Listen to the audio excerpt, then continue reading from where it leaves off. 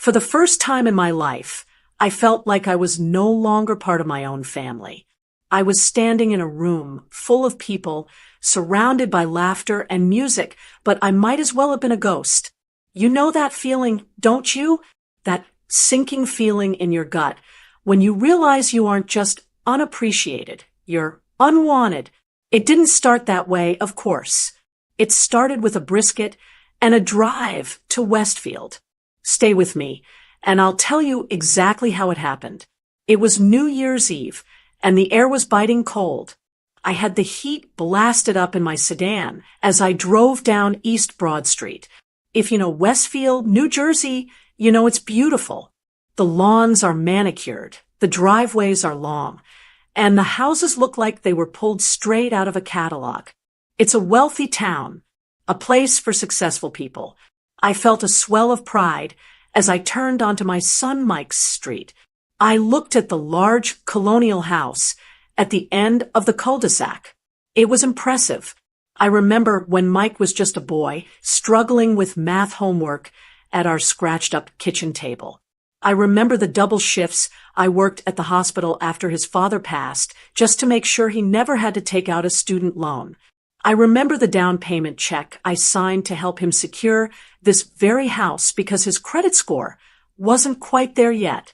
I looked at that house and thought, I did good. I helped him build a life. On the passenger seat, next to me, sat my famous brisket. It was heavy, wrapped in 3 layers of foil, and sitting in my best ceramic dish. This wasn't just a piece of meat. This was 30 years of tradition. Every New Year's Eve, since Mike was a little boy, I made this brisket. It was slow cooked for 12 hours. The smell of onions, garlic, and savory beef filled my car, a smell that usually meant family, warmth, and celebration. I had spent 2 days prepping it, making sure it was perfect for Mike, his wife Karen, and the grandkids. I parked the car, checked my lipstick in the rearview mirror, and took a deep breath. I wanted tonight to be perfect. I grabbed the heavy dish, feeling the warmth radiating through the foil against my chest, and walked up the front path. The house was already bustling. I could hear the bass of the music thumping through the heavy oak door. I rang the bell, and after a long moment, the door swung open. It wasn't Mike. It was Karen, my daughter-in-law. She looked stunning. I have to give her that. She was wearing a silver sequin dress that probably cost more than my first car, and her hair was done up in a perfect twist. But her smile didn't reach her eyes. It never really did with me. "Oh, Danielle, you're here," she said. She didn't step aside to let me in immediately. She just stood there in the doorway, blocking the heat.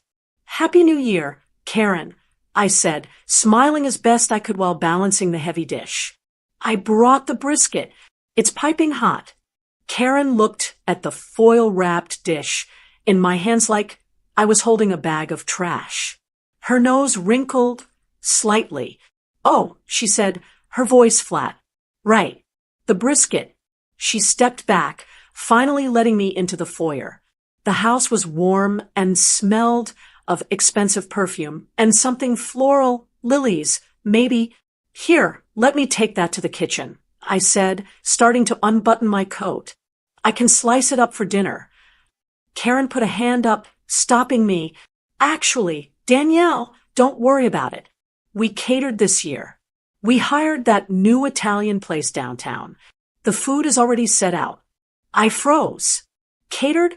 But Mike always asks for the brisket. It's tradition." "Yeah, well, we wanted something a little more elevated for the party," Karen said, smoothing down her dress. "We don't really have counter space for that big heavy dish. The catering trays are taking up the whole island." I stood there, holding the dish that had taken me 2 days to prepare. My arms were starting to ache. "So what should I do with this?" Karen waved a hand toward the side door. "Just put it in the garage fridge. There's room in there next to the beer." The garage fridge. She wanted me to put my 30-year tradition, the meal I had poured my love into, out in the freezing garage next to the beer cans. "Okay," I said quietly. I'll just go put it in the garage. I walked through the laundry room and into the cold garage. My breath fogged in the air. I found a spot on the wire rack of the spare fridge, shoved between a case of light beer and some leftover soda bottles. I left the brisket there, in the dark and the cold. It felt wrong. It felt disrespectful. But I told myself to shake it off. Don't be sensitive. Danielle, I thought. It's a party.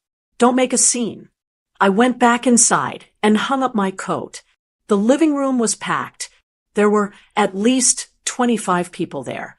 I recognized Karen's parents, her sisters, her cousins, and a few of Mike's colleagues.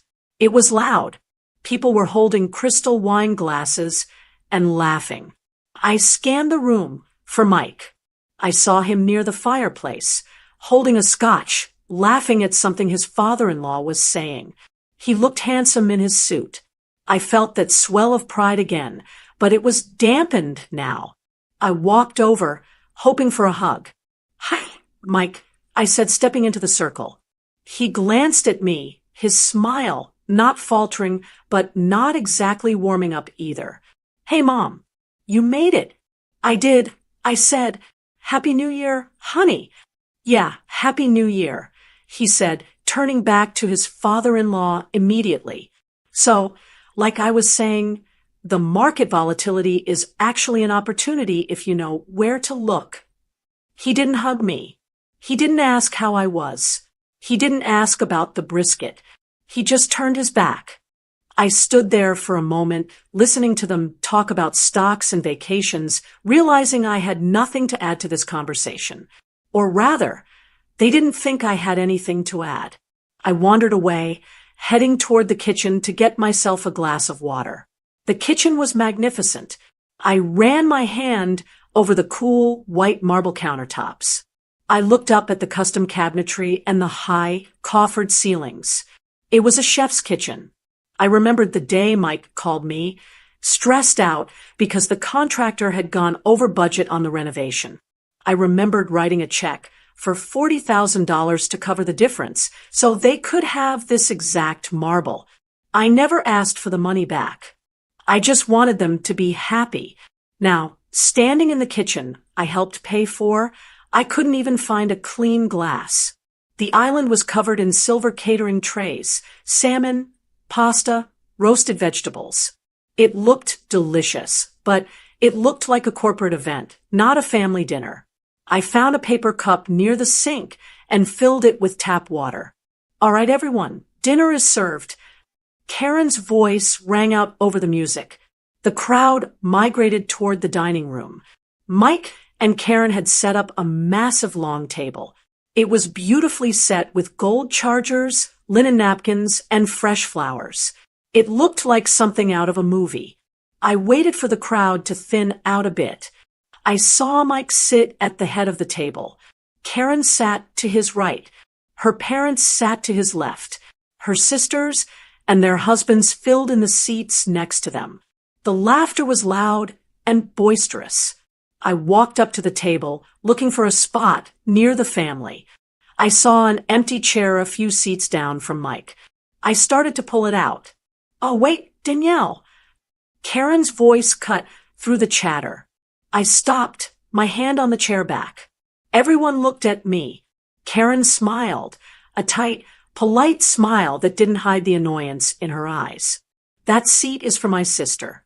We actually have a spot for you down at the end." She pointed to the far, far end of the table. "We put the seniors down there," Karen said, loud enough for everyone to hear. "So you have more room and it's a little quieter. You know how you get overwhelmed." I looked where she was pointing. It wasn't just the end of the table. It was an added card table pushed against the main table to extend it. It was right next to the sliding glass door, which I could see wasn't fully sealed against the winter wind. "Oh," I said. My voice felt small. "Okay." I walked past the entire family. I walked past Mike, who didn't look up from his plate. I walked past Karen's parents, who were already buttering their rolls. I walked all the way to the drafty card table At the end, there was only one other person sitting there. It was a distant cousin of Karen's named Earl.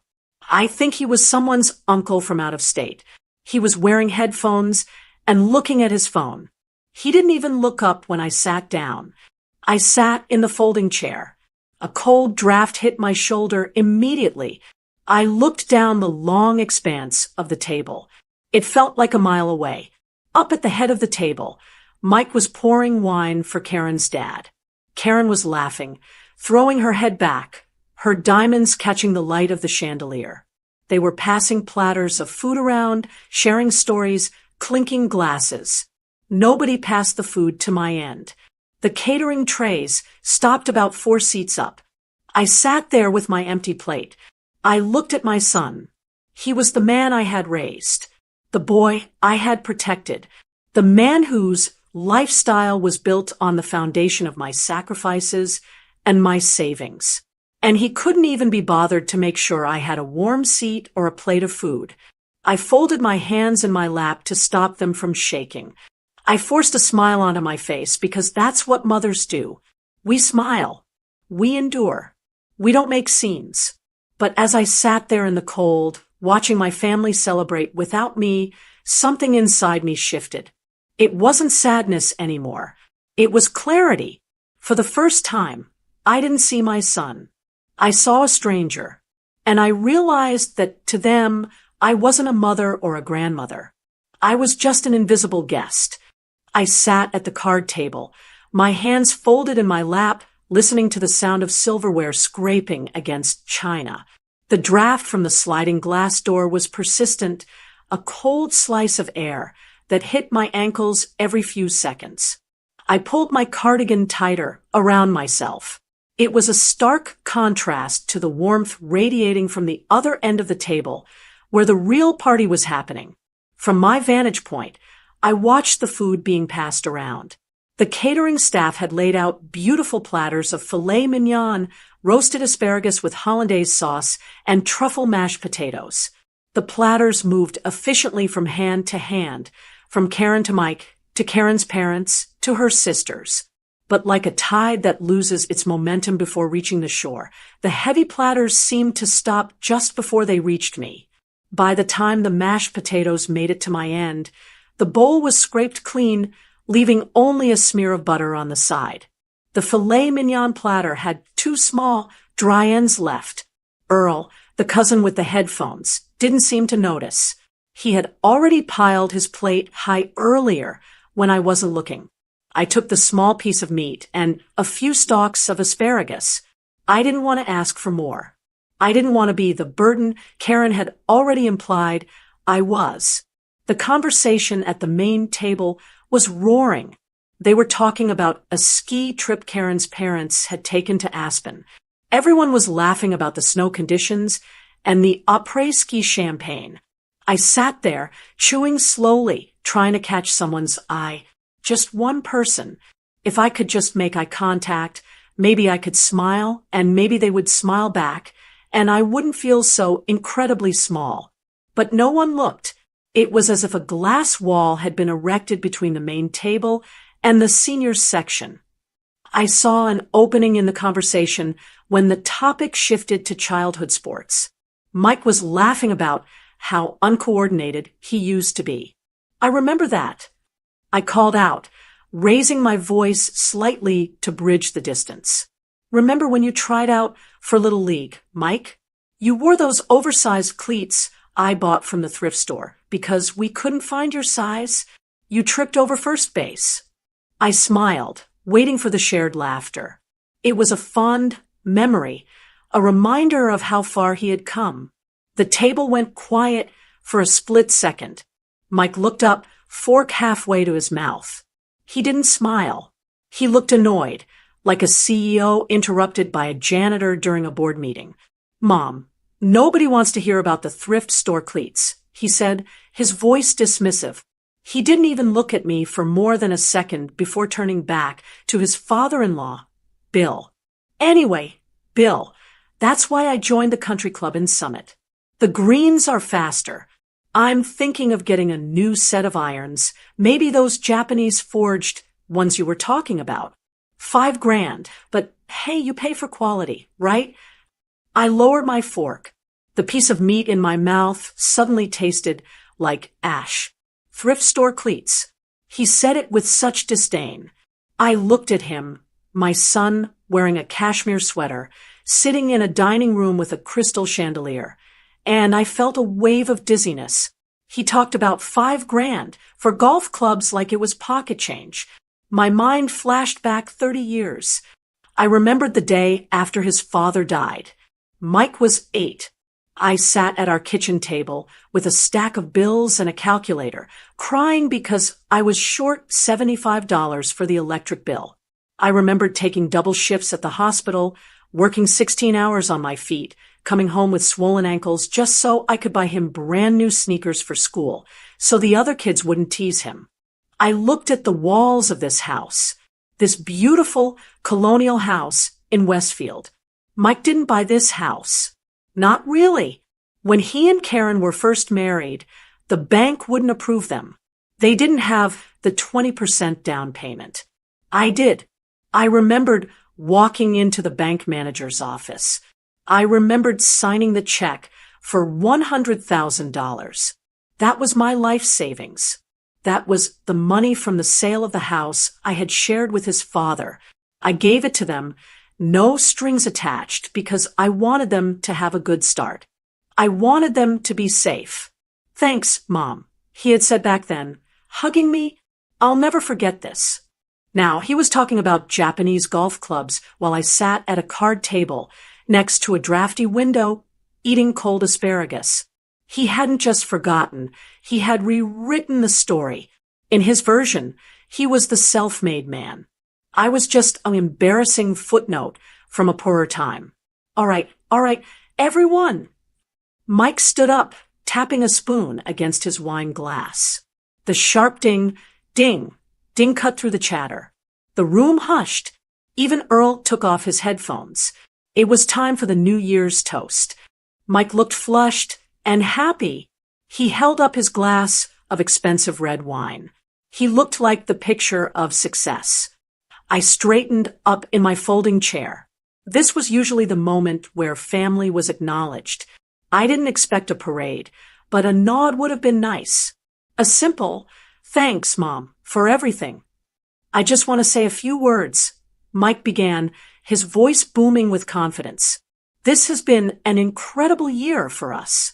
We've hit some major milestones. He turned to Karen, his eyes soft. First, to my beautiful wife, Karen. You are the heart of this family. You made this house a home. You organize our lives, you raise our kids, and you throw the best parties in New Jersey. I'd be lost without you, babe. Ah, the table chorused. Karen beamed, raising her glass. Mike turned to his left, toward Karen's parents. To Bill and Susan. You guys are the life of the party. Thank you for the vacation to the vineyard this summer, and thank you for always bringing the fun. You guys are the best in-laws a guy could ask for. Here. Bill shouted, raising his glass high. Mike continued, and to my team at the firm. I know you guys aren't family by blood, but you're family by choice. We crushed the numbers this quarter. Here's to a bigger bonus next year. A few of his colleagues cheered. I sat there, my glass of water in my hand, waiting. My heart was hammering in my chest. I'm next, I told myself. He's just saving me for last. Mike looked around the room, his smile wide. He looked at the kids. He looked at the neighbors. His eyes scanned past the end of the table, past the card table, past me, and landed on the wall behind me. So, he said, lifting his glass higher. To a prosperous new year. Let's eat, drink, and be wealthy. Cheers. Cheers. The room erupted. Glasses clinked. Laughter exploded. I sat frozen. My glass of water hovered halfway to my lips. He hadn't mentioned me. Not a word. Not a nod. I looked at him, laughing as he clinked glasses with Karen's father. It wasn't an accident. You don't accidentally forget the mother who raised you alone. You don't accidentally forget the woman who paid for the roof over your head. It was intentional. I felt a stinging sensation in my eyes, but I refused to let the tears fall. It wasn't sadness anymore. It was something heavier, darker. It was the realization of total erasure. I realized then that I wasn't just unappreciated. I was being actively edited out of their lives. To acknowledge me would be to acknowledge that they needed help. To acknowledge me would be to admit that their perfect, wealthy lifestyle was built on the back of a nurse who worked double shifts and wore thrift store shoes. They didn't want to see the struggle. They only wanted to see the success. And because I represented the struggle, I had to be hidden away at the children's table, silenced, and ignored. I set my water glass down on the wobbly card table. The water rippled, trembling just like my hands. I looked at the happy couple at the head of the table. I am not part of this family, I thought, the realization settling in my gut like a stone. I am just the bank account they drained to get here. I took a deep breath. The noise of the party seemed to fade into a dull roar. I wasn't going to make a scene.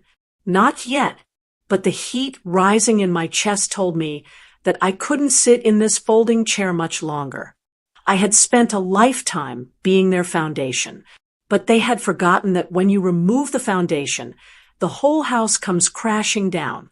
I watched Karen whisper something in Mike's ear, and they both laughed, glancing briefly in my direction before looking away. That look, that dismissal was the final straw. I wasn't sad anymore. I was done. The dinner plates were finally being cleared. I watched the catering staff move efficiently around the table, stacking fine china and sweeping away crumbs. The laughter had died down a little, replaced by the heavy, contented sighs of people who have eaten too much rich food. I was exhausted, not the good kind of tired you feel after a day of gardening or playing with grandchildren. I felt drained, like my soul had been siphoned out through a straw. The draft from the sliding door had stiffened my joints, and my empty stomach was starting to cramp. I realized I hadn't actually eaten a full meal, just that one piece of dry beef and some cold asparagus. I looked at my watch. It was only 9 o'clock, but I knew I couldn't stay until midnight. I couldn't sit here for another 3 hours, pretending to be invisible, waiting for a ball to drop, while my son pretended I didn't exist. I decided it was time to slip away. I stood up slowly, my knees popping in the silence of my corner. No one noticed. They were busy passing around bottles of port and cognac. I began the long walk from the card table back toward the kitchen. I needed to get my coat, but first I needed to get my dish. That brisket was still sitting in the garage fridge, untouched. I figured since they hadn't served it, I could take it home. It would be my dinner for the week. It seemed like a simple, logical request. I walked into the kitchen. Karen was there, leaning against the island, holding a glass of wine. She looked tired. The facade of the perfect hostess was starting to crack around the edges. There was a smudge of lipstick on her teeth, and her shoulders were slumped. "Karen," I said softly. She jumped a little, spilling a drop of red wine on the marble counter. She spun around, her eyes narrowing when she saw it was me. "God, Danielle, you startled me," she snapped, grabbing a paper towel and aggressively wiping the counter. "What do you need? We're about to serve coffee." "I'm sorry," I said, keeping my voice level. "I'm actually going to head out. It's getting late for me, and the roads might ice up." "Okay," she said, turning back to the sink.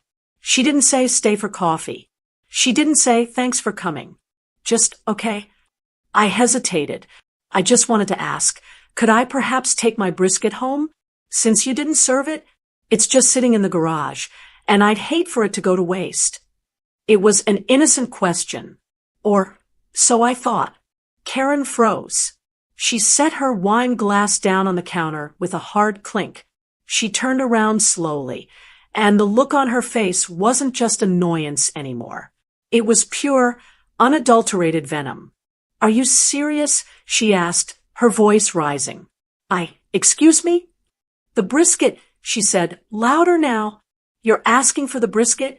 We just hosted a 5-course dinner. Danielle, we just spent thousands of dollars on catering, wine, and service. And you're standing here, worried about your cheap pot roast. The kitchen was open to the dining room. The chatter at the table stopped. Heads turned. It's not a pot roast. I stammered, feeling the heat rise in my cheeks. It's a brisket. I spent 2 days making it. I just didn't want to leave my ceramic dish. It's always about you, isn't it? Karen exploded. She wasn't whispering anymore. She was shouting. The stress of the holiday, the wine, and her underlying resentment toward me all came pouring out at once. You come into my house, you critique the food by bringing your own, and now you want to raid the fridge like a scavenger? Karen pointed a manicured finger at me. God, Danielle, you are always taking. You take up space. You take up energy. You're just heavy. The word hung in the air. Heavy. You're a burden on the mood, she spat. Every time you walk into a room, the energy just dies. We're trying to have a fun, sophisticated night, and you're here nagging me about leftovers. My heart hammered against my ribs like a trapped bird. I looked past Karen, into the dining room. Everyone was watching. Karen's mother had her hand over her mouth, but her eyes were gleaming with curiosity. Earl had taken his headphones off. I looked at Mike. He was sitting at the head of the table, his chair swiveled around to face the kitchen. He looked embarrassed. Not for me. He looked embarrassed by me. Mike, I said. My voice was trembling. I hated that it trembled. I wanted to be strong, but the humiliation was stripping me bare. Mike, please. I waited for him to stand up. I waited for him to say, Karen, stop. That's my mother. She just wants her dish. I waited for the boy I raised to show up. Mike sighed. It was a long, loud sigh. He looked at Karen, who was fuming, chest heaving. Then he looked at me. He checked his watch, a reflexive, arrogant gesture that said, I don't have time for this. Mom, honestly, he said. He didn't stand up. He stayed seated, swirling the cognac in his glass. You're killing the vibe, he said. His voice was calm, which somehow made it worse. Karen has been working her tail off for 3 days to make this perfect, and you're in here picking a fight over meat. It's petty. I'm not picking a fight, I whispered. If you're going to be needy, Mike interrupted, talking over me like I was a toddler, then maybe you should just head out early. Like you said, just go. It's better for everyone. The silence that followed was deafening. It wasn't a peaceful silence. It was the silence of judgment. I looked around the table. 25 people. Family. People I had known for years. People whose wedding gifts I had bought. People whose baby showers I had attended. Not one person spoke up. Karen's sister, a woman I had always been kind to, looked down at her plate, suppressing a smirk. Mike's colleague cleared his throat and took a sip of wine, looking away. They were uncomfortable, yes, but they were siding with the power. They were siding with the champagne and the marble countertops. I was just the old woman ruining the party. I felt a physical pain in my chest, sharp and cold. It wasn't a heart attack. It was my heart breaking. I see, I said. My voice was steady now. The trembling had stopped. A strange, cold calm washed over me. It was the calm of someone who has nothing left to lose. I'll leave the dish, I said. You can throw it out. I turned around. I didn't look at Karen. I didn't look at Mike. I walked out of the kitchen, through the foyer, and to the coat closet. My hands were steady as I buttoned my wool coat. I wrapped my scarf around my neck. I could hear the murmur of conversation starting up again in the dining room. They weren't coming to stop me. They weren't running after me to apologize. They were probably relieved. She's gone, they were thinking. Now we can really party. I opened the heavy front door. The winter air hit me like a slap in the face, freezing the tears that I refused to let fall. I stepped out onto the porch and pulled the door shut behind me with a soft click. I walked down the long, well-lit driveway. The snow crunched under my boots. I looked back at the house one last time. The windows were glowing with warm, golden light. I could see the silhouette of my son standing by the fireplace, laughing again. He had chosen his status, his wife's approval, and his comfort over his own mother. He had called me needy. He had called me a vibe killer. I reached my car and unlocked it. The interior was freezing. I sat in the driver's seat and just breathed. My breath came out in white puffs. My hands started to shake, then a delayed reaction to the adrenaline. I gripped the steering wheel so hard my knuckles turned white. A burden, killing the vibe. I wasn't sad anymore. The sadness had evaporated in the cold air, leaving something harder in its place. Resolve. I reached into my purse and pulled out my phone. The screen glowed bright in the dark car. I didn't call my best friend, Susan, to cry. I didn't call my sister to vent. That's what the old Danielle would have done. The old Danielle would have sought comfort. The new Danielle sought justice. I opened my contacts and scrolled down to the GS. Garrison. He was my estate attorney, a shark of a man I had hired years ago when I set up the trust just in case. I had always hoped I would never have to use him for this purpose. I had kept him on retainer, a safety net I prayed I'd never need. I opened a new text message. My fingers tapped against the glass screen, loud in the silence of the car. Initiate the revocation. Tonight. I stared at the words for a second. Sending this text was the point of no return. Once I hit send, the house of cards I had built for them would fall. They would lose the security I had given them. They would have to face the real world, the one where bills have to be paid and actions have consequences. I thought of the brisket sitting next to the beer cans. I thought of Mike checking his watch. I pressed send. I watched the little bubble turn blue. Then, the status changed to delivered. I put the phone down on the passenger seat. I started the engine, turned on the headlights, and pulled away from the curb. I didn't look back at the house. I didn't need to. It wasn't my home anymore. And very soon, it wouldn't be theirs either. The drive from Westfield back to my condo in Clark is only about 15 minutes, but that night, it felt like I was crossing an ocean. The silence in my car was heavy, broken only by the rhythmic thump-thump of the tires on the asphalt and the hum of the heater battling the January cold. My phone sat on the passenger seat, the screen dark now. I glanced at it every few seconds, half expecting Garrison to call immediately, even though it was late. But I knew him better than that. Garrison wasn't the type to chat. He was the type to execute. You might be wondering who Garrison is. He isn't a secret lover, and he isn't some tough guy from the neighborhood. In my world, he's something much more powerful. Garrison is my estate attorney. He's the man who holds the keys to everything Mike and Karen think they own. As I turned onto the parkway, passing the dark outlines of trees and snowbanks, the adrenaline from the confrontation began to fade, replaced by a cold, hard knot of truth in my stomach. For years, I had let my family believe a comfortable lie. I let them believe that I was just Grandma, the nice old lady with the limited income who needed to be managed and tolerated. I let Mike puff out his chest and act like the self-made king of his castle. But the castle isn't his. It's mine.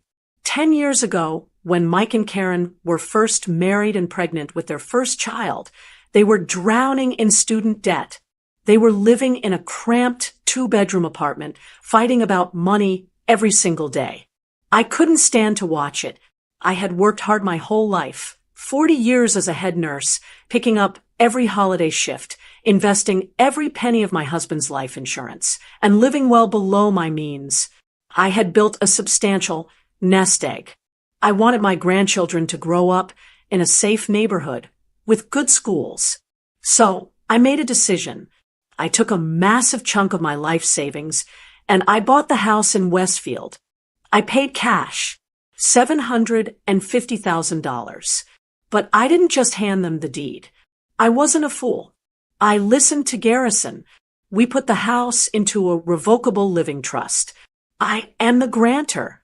I am the trustee. Legally, that house belongs to me. The arrangement was simple, or so I thought. I told Mike, you and Karen can live here rent-free. Raise your family. Save your money for the kids' college. Just pay the property taxes and the utilities. I remember the day I handed them the keys. Mike had tears in his eyes. He hugged me so hard my ribs ached. Mom, you saved us, he had said. We'll never forget this. Driving past the exit for the mall, I let out a bitter laugh. We'll never forget this. They had forgotten it within a year. Somewhere along the line, rent-free turned into ownership. Because I never held it over their heads, because I never barged in with a key, they started to treat the house like it was entirely their achievement. They renovated the kitchen with the marble counters. They put in the pool. They started acting like the house was a reflection of Mike's success, not my generosity. And I let them. That was my sin. I stayed silent. I thought that by letting Mike play the big man, I was helping his confidence. I thought that by staying in the background, I was keeping the peace. I pulled into the parking lot of my condo complex. It's a nice place, but it's modest. A two-bedroom unit on the ground floor. It's nothing like the mansion I just left. I parked my car and turned off the engine, sitting in the dark for a moment. I thought about the grandchildren's expense card. That was another mistake. 3 years ago, I gave Karen a supplementary credit card attached to my main account. For the kids, I had said, for braces, school trips, winter coats, just put it on here so you don't have to worry. At first, the charges were reasonable. Orthodontist bills, textbooks. But then, the creep started. A charge for a lunch that cost $200. A wellness center charge that I'm pretty sure was a spa day. A bill from a high-end boutique that definitely didn't sell children's clothes. I never said a word. I paid the bill every month without comment. I told myself, she's the mother of my grandchildren. If she needs a massage to handle the stress, let her have it. I can afford it. I was buying their love. That's what I was doing. I was paying a monthly subscription fee for the privilege of being part of their family. And tonight, I realized the subscription had expired. I looked at the dashboard clock. 9:45 p.m. Tonight, they called me a burden. Karen stood in the kitchen I paid for, eating food stored in a refrigerator I bought, and called me heavy. Mike sat at a table in a dining room that legally belongs to me and told me I was killing the vibe. They didn't see a mother. They saw an ATM that had started to talk back. I opened my car door and stepped out. The air here at my condo was just as cold as it was in Westfield, but it felt cleaner, somehow, less suffocating. I walked up the path to my front door, digging for my keys. I realized something profound as I turned the lock. All these years, I thought I was protecting them. I thought I was giving them a leg up. But I wasn't. I was crippling them. I had insulated them from reality so thoroughly that they had lost all sense of gratitude or perspective. I had created monsters, entitled, arrogant monsters who thought it was acceptable to banish their benefactor to a card table in the draft. I walked into my quiet, cozy living room and turned on the lamp. I didn't take off my coat. I went straight to my desk in the corner and opened my laptop. I logged into my bank account. I pulled up the credit card statement for the grandchildren's card. There it was. A charge from yesterday. Liquor World, $450. They had used my card to buy the booze for the party I was kicked out of. I stared at the screen, my finger hovering over the mouse. The anger that had been burning hot was cooling into something solid and sharp like forged steel. I wasn't just an old woman with a brisket anymore. I was the landlord. I was the bank. And it was time to call in the loan.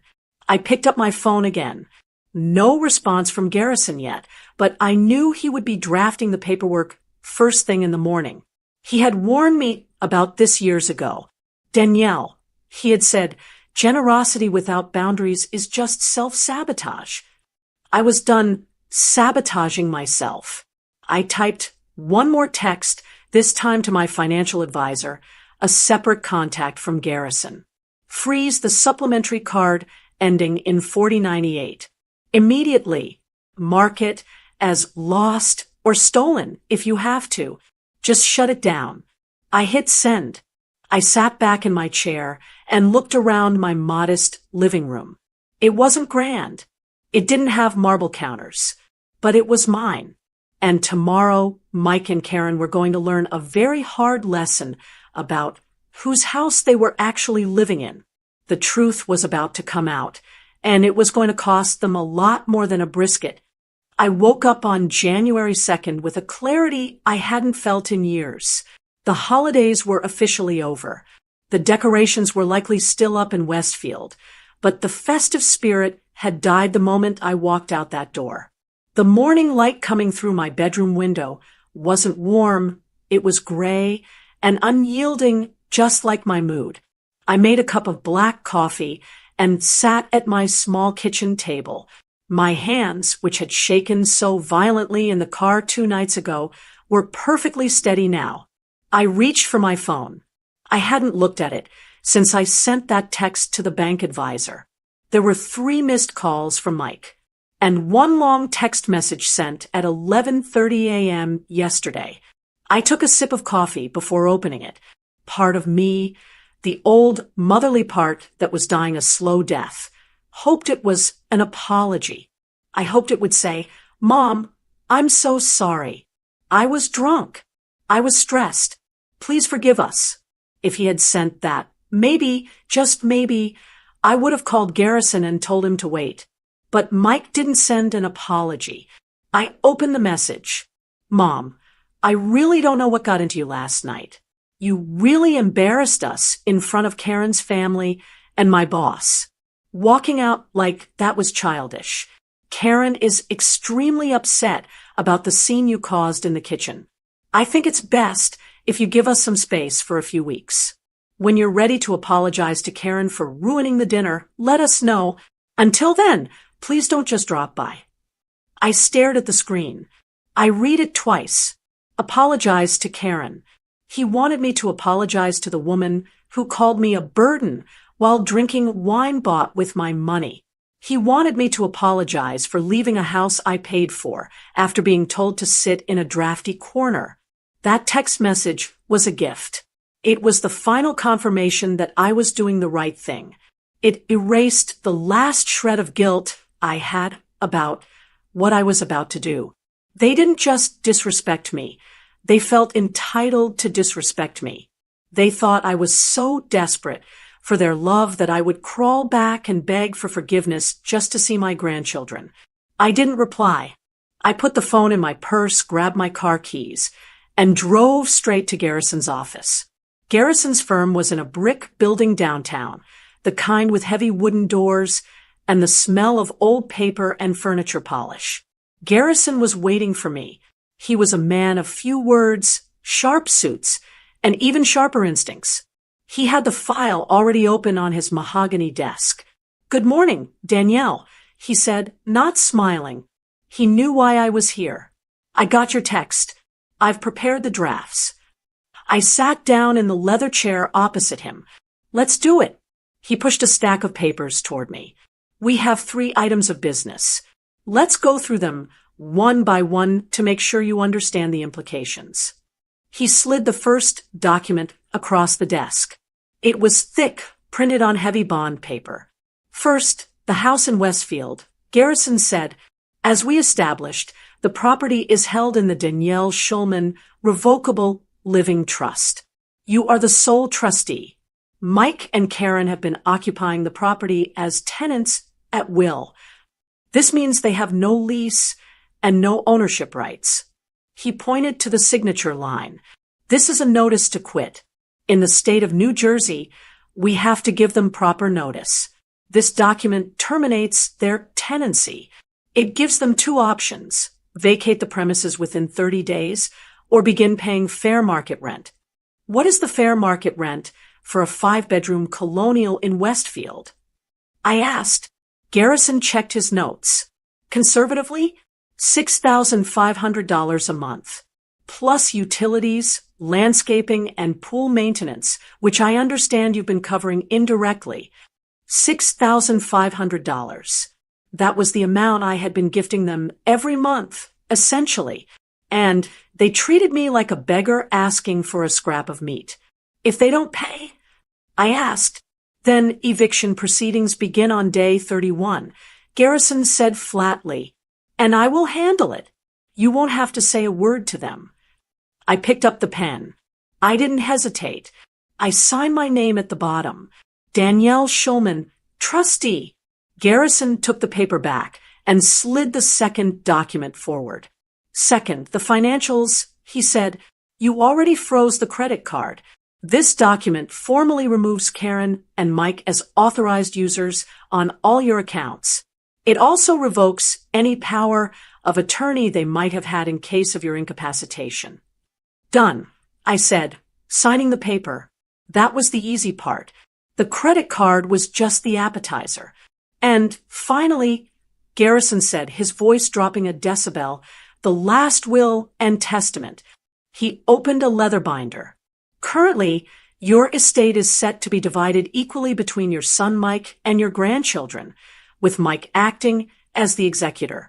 This new draft changes that. I looked at the document. It was a complete rewrite. Under this new amendment, Garrison explained, Mike is disinherited completely. He receives nothing. Not the condo, not the investments, and certainly not the Westfield house. The house will be sold upon your passing, and the proceeds, along with the rest of your assets, will go into a strict trust for your grandchildren. He paused, looking me right in the eye. And here is the kicker, Danielle. The trust for the grandchildren will be managed by an independent fiduciary. Mike and Karen cannot access a single cent of it. They can't use it for rent or groceries or management fees. It is strictly for tuition and medical expenses, paid directly to the providers. It was perfect. It ensured that my hard work would still help the children, but Mike and Karen wouldn't be able to siphon off a dime for their country club lifestyle. They will be furious, Garrison warned, when they find out, and they eventually will. They will say you are being vindictive. I thought about the text message again. Give us some space. They wanted space, I said, picking up the pen for the final time. I'm giving them the ultimate space. I'm removing myself from their financial lives entirely. I signed the will. The scratch of the pen against the paper sounded loud in the quiet office. It sounded like a heavy door slamming shut. Garrison gathered the papers and tapped them on the desk to straighten the stack. He looked at me, his expression softening just a fraction. He had known me for 20 years. He knew how much I loved that boy. Danielle, he said softly, are you sure? Once I file the notice to quit, the sheriff serves it. It becomes public record. There is no unringing this bell. I stood up and buttoned my coat. I thought of the cold garage. I thought of the drafty card table. I thought of the smirk on Karen's face, and the way Mike checked his watch while I begged for a leftover. Garrison, I said, my voice steady and cold. They stood up in a room full of people and called me a burden. They said I was heavy. I looked at the stack of signed papers, the eviction, the disinheritance, the end of the free ride. I'm just doing what they asked. I said, I'm relieving myself of the weight. I walked out of his office and into the cold January sunlight. I felt lighter than I had in years. The checkmate was in motion. Now, all I had to do was wait for the phone to ring. 3 days passed. 3 days of absolute radio silence. I didn't call them. They didn't call me. I imagine they were enjoying the space they had so rudely demanded. They probably thought I was sitting in my condo crying over old photo albums, working up the courage to call Karen and apologize for ruining her dinner party. They probably thought I was learning my lesson. But the lesson was heading for them, and it was arriving on a Wednesday afternoon. I wasn't there to see it happen, but I know exactly how it played out. I know Karen's routine. I paid for that routine for years. Wednesday is her shopping day, but not at the regular supermarket where normal people shop. Karen shops at a high-end organic market in downtown Westfield, the kind of place where they play classical music and the strawberries cost $10 a box. I can picture it perfectly. It was likely around 2 p.m. Karen would have filled her cart with the necessities for the week. Imported cheeses, organic wines, fresh flowers for the foyer, maybe some expensive cuts of meat for a dinner party I wouldn't be invited to. She probably had a latte in her hand, feeling secure, feeling wealthy, feeling like the queen of the castle. She would have walked up to the register, chatting with the cashier, not a care in the world. As the total rang up, probably $300 or $400, she would have reached into her designer purse and pulled out the platinum card. My card. The grandchildren's card. She swiped it. Now, usually this is the part where the machine chirps and the receipt prints. But not today. Today, the machine gave a low, angry buzz. Declined. I imagine Karen frowned. She probably let out a little sigh of annoyance, thinking the chip was dirty or the machine was faulty. She would have wiped the card on her sweater, rolled her eyes at the cashier, and inserted it again. Processing. Declined. The cashier, likely a young girl who knows Karen by name, would have given her that polite, pitying look. I'm sorry, Mrs. Schulman. It says do not honor. Do you have another form of payment? This is the moment where the embarrassment starts to itch. There were probably people in line behind her, neighbors, other mothers from the school. They were watching. The woman who always acted so superior, the woman who catered her parties and wore the latest fashions, was being declined for groceries. That's ridiculous, Karen would have snapped, her voice getting a little too loud. My mother-in-law pays that bill.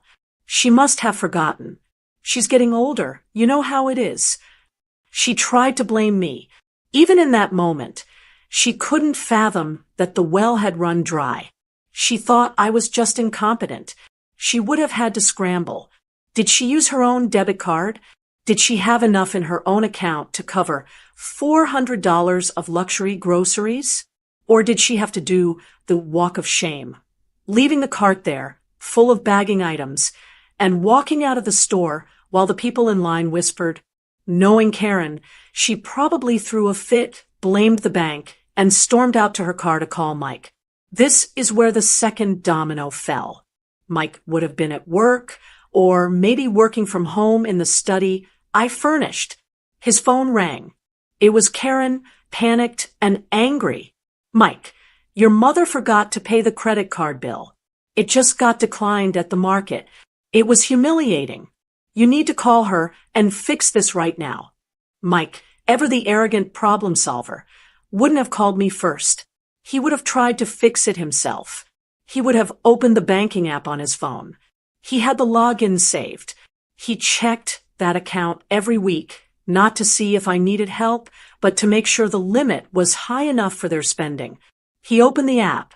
He used his thumbprint to log in. But instead of seeing the available balance, he saw a red box. A notification. Access denied.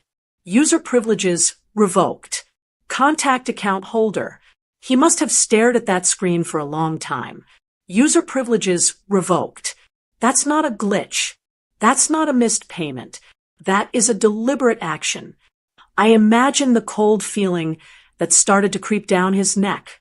The realization that something was wrong. Really wrong. He tried to refresh the page. Nothing. The account was gone from his view. The grandchildren's card was dead.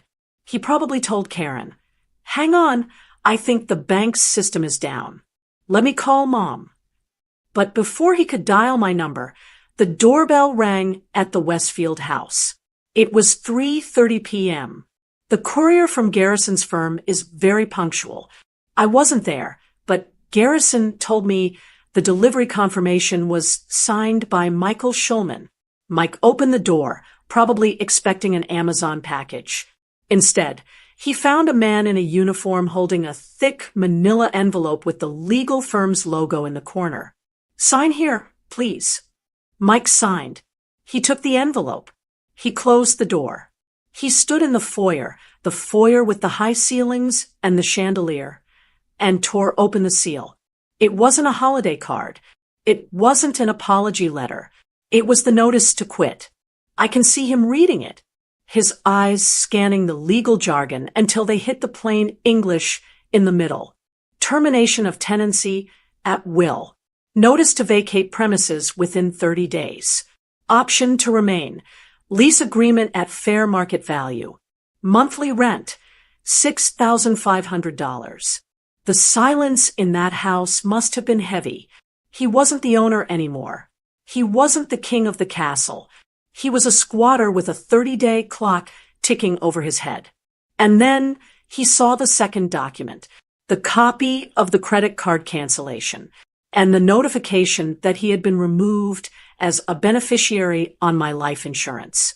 The panic didn't set in slowly. It hit him all at once. The mortgage he didn't have to pay? Gone. The utilities he ignored? Now his problem. The credit card that bought their groceries and gas? Cut up. The lifestyle they had built, the trips, the clothes, the parties, it was all supported by a scaffolding of my money. And I had just kicked the scaffolding out from under them. My phone started ringing at 4:15 p.m. I was sitting in my living room, reading a book, a cup of tea steaming on the table next to me. The screen lit up. Mike. I looked at it. I didn't reach for it. It rang and rang. Then it went to voicemail. 2 minutes later. Karen. I let that one ring too. Then the text started coming. Mom, what is this? Mom, call me. The card isn't working. Mom, there's a guy here with papers. This has to be a mistake. Danielle, pick up the phone. We have no food in the house. The arrogance was gone. The tone of give us space had vanished. There was no more, you're embarrassing us. Now it was fear. Pure, unadulterated fear. They were realizing that the burden they had mocked was actually the pillar holding up their entire world. And now that the burden was gone, the roof was caving in. I took a sip of my tea. It was Earl Grey, hot and soothing. I watched the phone light up again. Mike calling. I reached over and flipped the phone face down on the table. I wasn't being cruel. I was teaching them. For 30 years, I had been the safety net. I had caught them every time they fell. I had cushioned every blow. But you can't learn to stand if someone is always carrying you. They wanted space. They wanted to be independent adults who didn't need a needy old woman cramping their style. So I gave them exactly what they asked for. I let the phone ring into the silence of my quiet, peaceful condo, and for the first time in a long time, I didn't feel the urge to fix it. I just felt free. It didn't take long for them to show up. I knew they would. When you back a cornered animal into a wall, it doesn't just sit there. It lashes out. And Mike and Karen were definitely cornered. It was about 7 o'clock that same evening. I had just finished my tea and was rinsing the cup in the sink when the pounding started. It wasn't a polite knock. It was a heavy, frantic hammering that made the pictures on my hallway wall rattle. Thud, thud, thud. Mom, open up. We know you're in there. It was Mike. His voice was muffled by the heavy steel core door of my condo, but I could hear the panic in it. It was the voice of a man who had lost control. My heart gave a little jump. Old habits die hard, but I didn't run to the door. I didn't rush to soothe him. Instead, I walked over to the small monitor on my wall that connected to the doorbell camera. The image was grainy in the porch light, but I could see them clearly. They looked like wrecks. Mike's tie was loosened, his hair messy, his face red with exertion. Karen was standing behind him, wrapped in her expensive beige coat, her arms crossed tight against her chest, pacing back and forth like a caged cat. They didn't look like the masters of the universe anymore. They looked like desperate children. The banging started again. Danielle, open this door right now. Karen screamed. I took a deep breath. This was it, the moment of truth. I pressed the button on the intercom. I am not opening the door, Mike. My voice came out calm, amplified slightly by the speaker outside. I saw Mike jump. He leaned in close to the camera, his face distorting in the fisheye lens. Mom, stop playing games, he shouted. Open the door. We need to talk about this letter. You can't just evict us. That's our house. It's not your house, Mike, I said, leaning against the wall. I felt incredibly tired, but also incredibly strong. It has never been your house. It is a property belonging to the Schulman Trust, and you have violated the terms of your tenancy. Tenancy? Mike spat the word like it was poison. I'm your son. You can't treat me like a tenant. We have lived there for 10 years. Yes, I replied. 10 years rent-free. 10 years of me paying the property taxes. 10 years of me fixing the roof and paying for the boiler when it broke. And how did you repay me? You put me at the kids' table. Karen pushed Mike aside and shoved her face into the camera's view. She had clearly been crying, or at least she had done a good job of messing up her mascara to look like she had. Danielle, please, she wailed.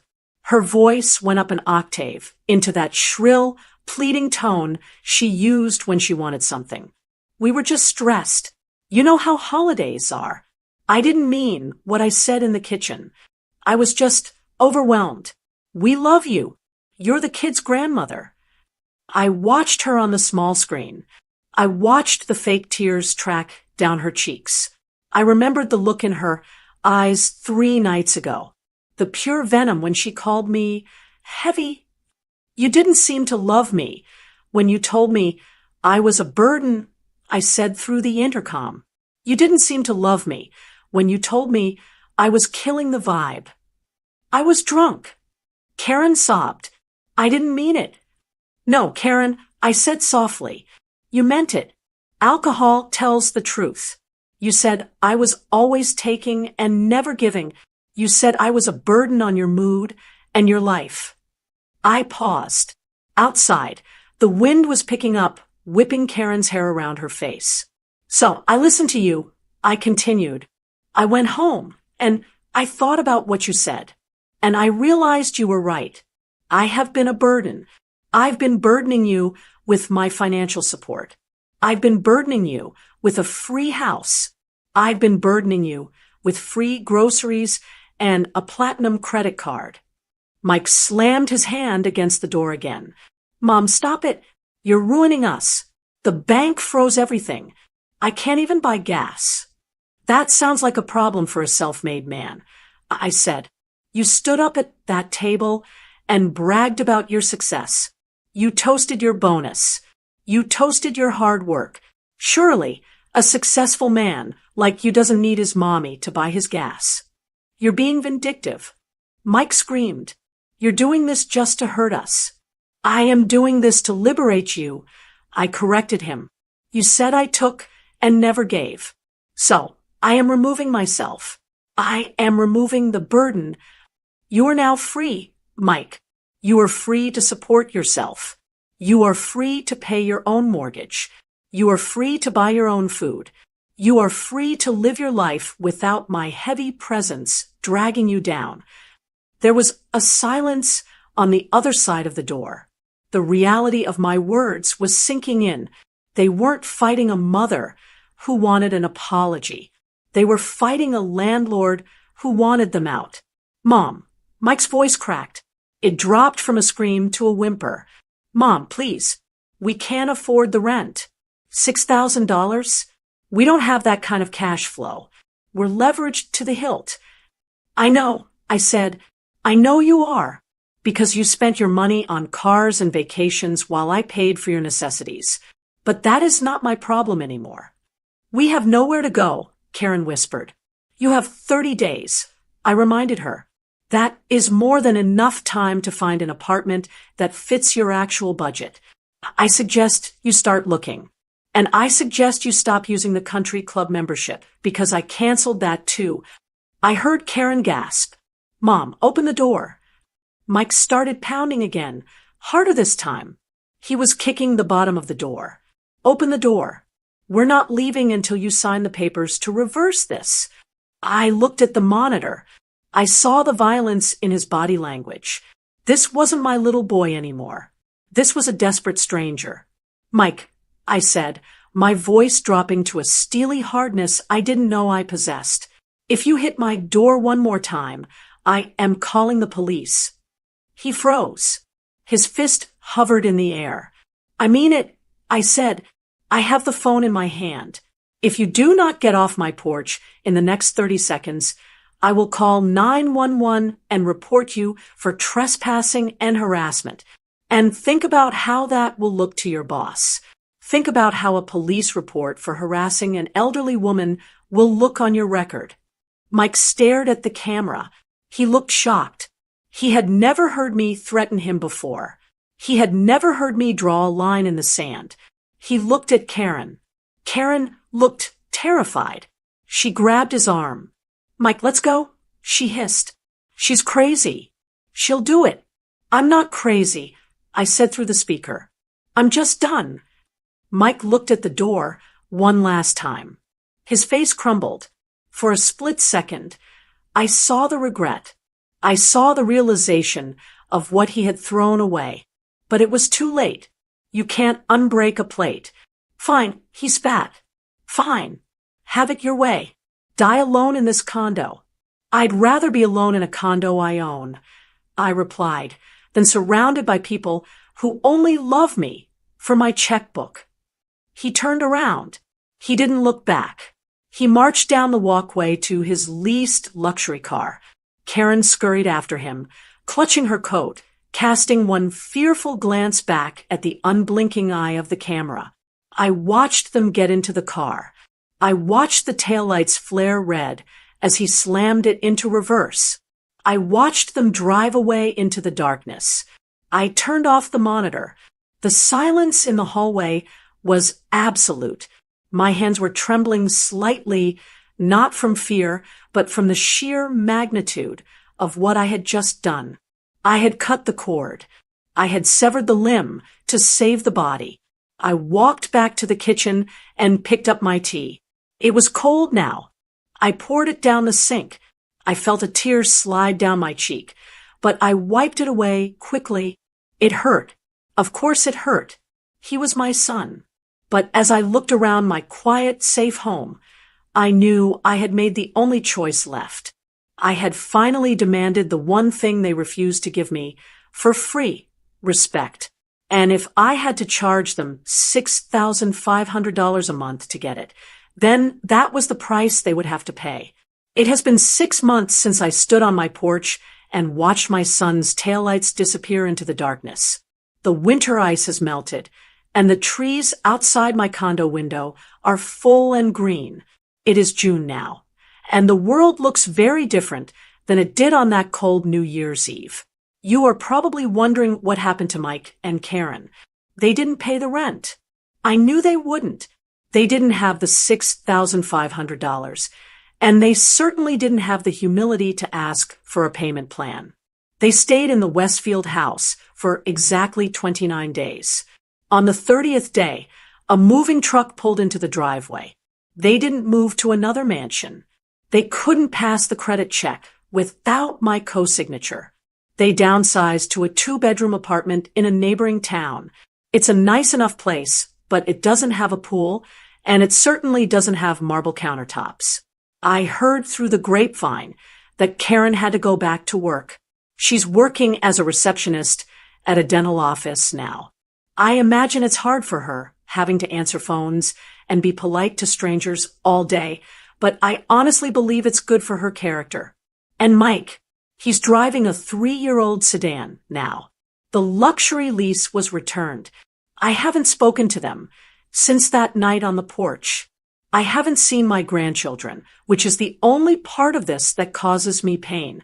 But I know that eventually when they are older, they will reach out.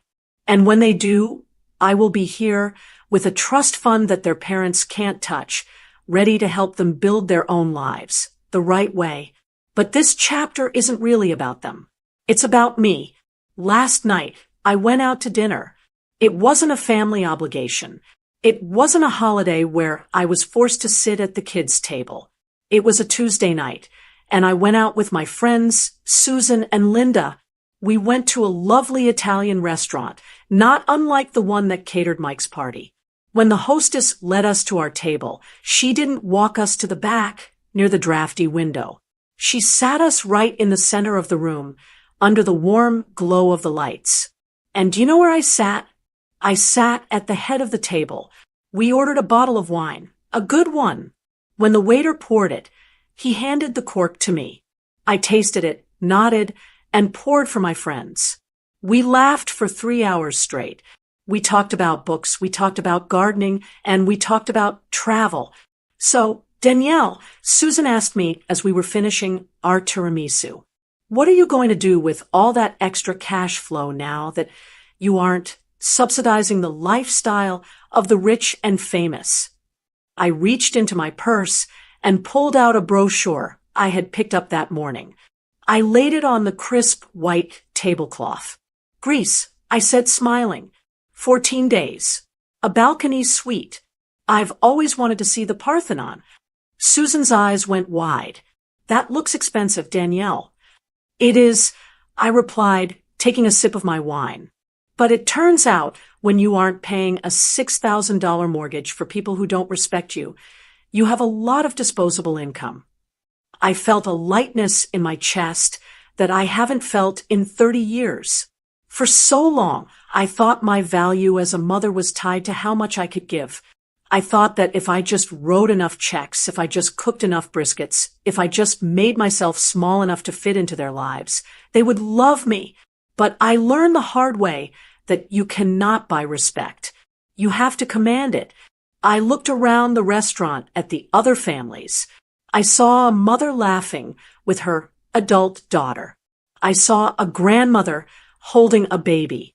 I know that family is beautiful when it works, but I also know that family is not a free pass for abuse. I want to speak directly to you now. Yes, you listening to this story. We teach people how to treat us. It took me 68 years to learn that lesson.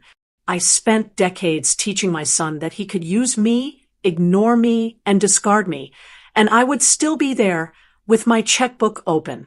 I taught him that my feelings didn't matter. When I closed that door and threatened to call the police, I wasn't being cruel. I was finally teaching him a new lesson. I was teaching him that I am a person. I was teaching him that I have dignity. And most importantly, I was teaching myself that I am enough. It is a terrible thing to realize that the people you love see you as a burden. But it is a wonderful thing to realize that you have the strength to put that burden down. Mike was right about one thing. He said I was heavy. He didn't mean it as a compliment, but I'll take it as one. I am heavy with experience. I am heavy with self-worth. And I am too heavy to be pushed around anymore. I am not dying alone in my condo. I am living in it. I am sleeping soundly at night. I am booking cruises.